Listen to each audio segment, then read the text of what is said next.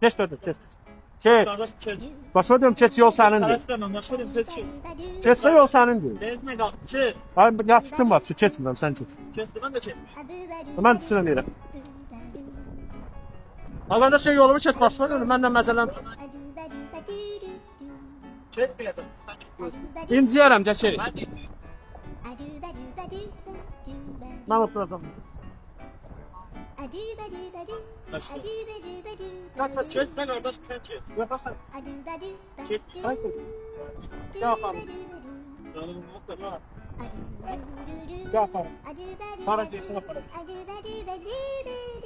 Niçin için olduğunda? Eşimin dediği olmadı.